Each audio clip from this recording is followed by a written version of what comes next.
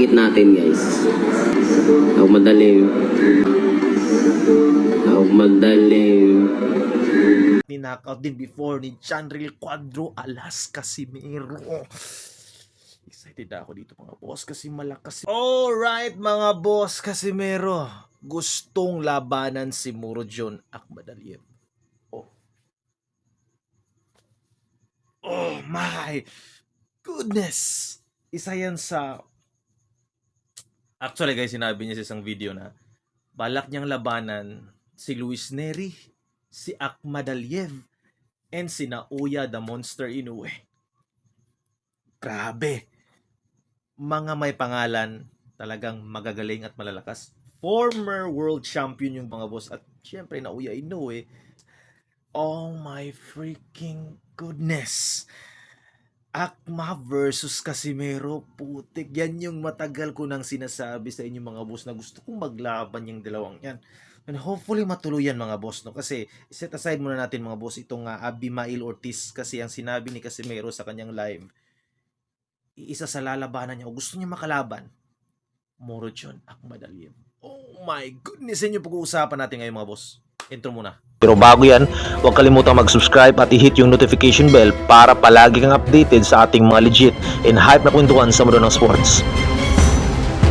So, welcome back to my channel. LJ nga pala ang tagapagkwento sa inyo ng mga trending sa social media, sports, and entertainment, locally or internationally. Kung bago ka pa lang, like, share, and follow me para palagi kang updated sa ating mga legit na hype na kwentuhan sa mundo ng sports, boxing, MMA, immersing, at iba pa. Oh my freaking goodness, man. So, ito yung sinasabi ko sa inyo na excited ako sa laban na ito, or hopefully, bukod sa Ortiz, Abimael Ortiz, itong sinabi ni Casimero na balak niya si Neri mga boss, umayaw di ba? Before, sinabihan nila na, come on Neri, labanan mo ako. Pero hindi lumaban mga boss. Walang Nering nagpakita. Ni Anino ni Luis Pantera Neri, wala. Hindi nagpakita o ayaw palagan si Chanril Cuadro Alas Casimero. Anong ibig sabihin nito mga boss? Takot ba? Umiiwas ba si Luis Pantera Neri kay Casimero o ayaw niyang labanan ito? Ano ba? Anong reason niya? Pero ito yung matindi mga boss. Sinabi nga ni Casimero na isa sa gusto niya makalaban is itong si Murodjon Akhmadaliev, yung former Unified Super Bantamweight World Champion na ngayon ay interim sa WBA na hawak ni Naoya Inoue na dapat tanggalin na kay Naoya Inoue dahil ayaw lumaban kay Akhmadaliev na nanalo ng nakarang araw sa Akhmadaliev sa kanyang laban kay Rafael Espinosa na ninockout niya at ninockout din before ni Chanril Cuadro Alas Casimero. Excited ako dito mga boss kasi malakas si Murodjon Akhmadaliev. May power, may skills, and pareho sila ni Casimero na former world champion. So, talagang meron tong ibubugat, meron tong maibibigay sa table, sa ring na pwede talagang magkaroon ng boom! Bagsakan to mga boss. Siyempre, Casimero tayo mga boss, 100% sinabi ko nga, pag Pinoy ang lumalaban, kaya Chanril Cuadro Alas Casimero tayo mga boss, kahit sino pa yan. Kahit idol natin si Inoue, si Akhmadaliev, si Casimero lang yung ating pinakamagaling at pinakamalakas at susuportahan. Solid 100%. Talagang ito yung matinding challenge or pag naglaban sila mga boss, maybe 50-50 or 60-40 Casimero pa rin tayo mga boss. But sabi ko nga, last time tinalo ni Murodjon Akhmadaliev yung Rafael Espinosa, round 3 lang bagsak knockout. So, may galing talaga, may lakas talaga itong mga boss. And si Marlon Tapales, kay tinalo niya si Akhmadaliev. Di ba? Nahirapan, umabot pa ng 12 rounds, muntikan pa siyang ma-knockdown, binugbog si Tapales mga boss. Kahit Pinoy si Tapales mga boss, and kinongratulate ko siya nung nanalo siya. And, well, sabi nga ng iba, split decision deserve ni Tapales, and okay naman. But, yun nga, controversial yung panalo na yun mga boss dahil gusto ng kampo ni Murodjon Akhmadaliev na mag-file, no? Maghain, mag-complain mga boss no bakit sila natalo sa split decision para sa kanila daw sila yung panalo, sabi ni Eddie Hearns na kanyang promoter.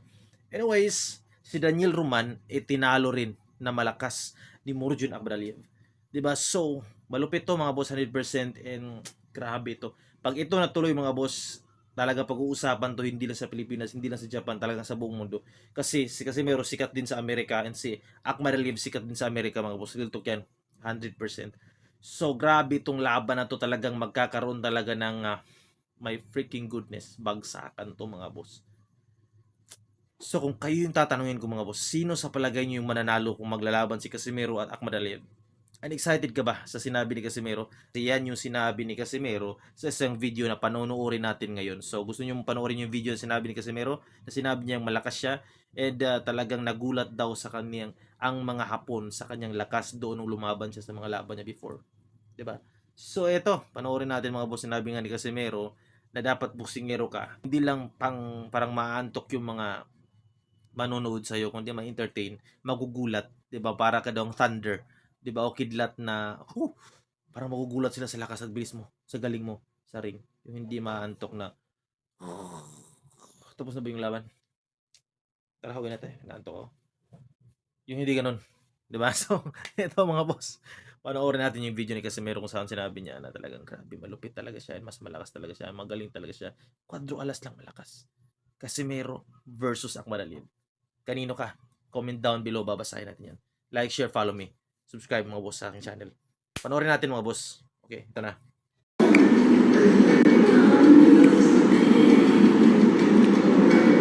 Gusto ko ma-gising ang record ni Akma.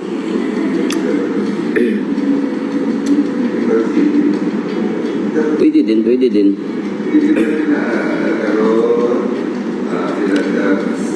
Target natin guys. Luis Nere, Akma, Akhmadaliev, Inoue. Pero si Inoue parang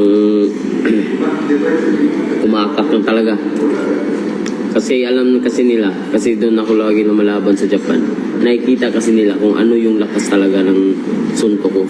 At nakikita ng mga tao at yung nandun talaga mismo, yung paano, yung tunog na pag may makalaban ako, paano yung tunog ng suntok. Kalahin mo yung tunog ng suntok guys, parang shotgun. Pero, yung ibang lumalaban dun, walang masyadong lagatak. Yung parang walang himala ang makikita nila, yung parang suntok lang ng suntok, parang wala lang. Walang kidlat na parang pangalan niya, yung kilat. Wala yung kilat ba, di ba? Pag may kilat, magkilat rin sa tuwak, makuyawan tayo. Ano ba? Alam niyo yun?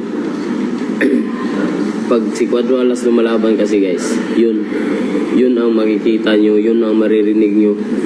Parang nakakatakot ba? Yun ang exciting na laban. Pag wala lang, yung suntukan, wala, parang nag-i-sparring na yun.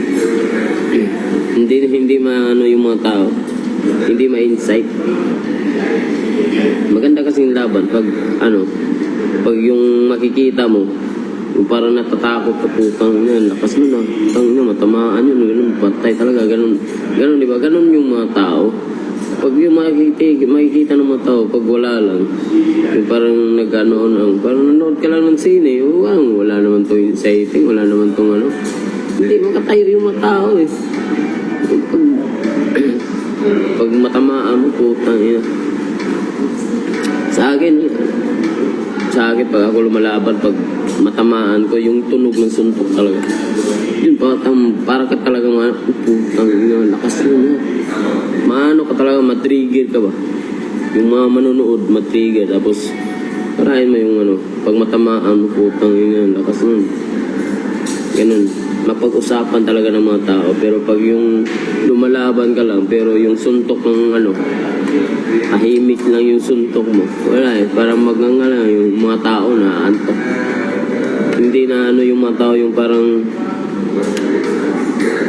hindi dumaan yung mga kilat ba, di ba? Pag may kilat, matakot ka, ganun. Ganun sana dapat.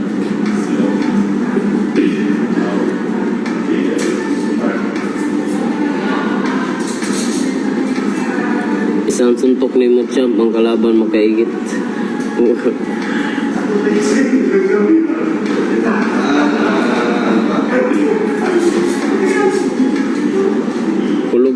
Kulog. Yan talaga, pag ikaw talaga ay isang boxer, kailangan makukuha mo yung attention ng mga tao na manonood. Parang makikita nila na puta, ang lakas talaga ng batang to, ganun. Tapos, yung mga tao kasi hindi mga bubo eh. Makikita kasi nila kung ano yung kakayahan mo, ano, kung saan, hanggang saan ka lang, makikita. Tapos makikita yung galaw mo, na yung galaw mo pang world class talaga. Hindi pang barangay.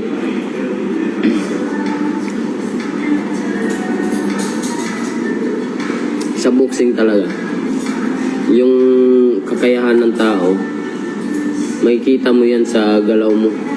Makikita mo yan kung ano talaga yung lakas mo, ano talaga yung kakayahan mo.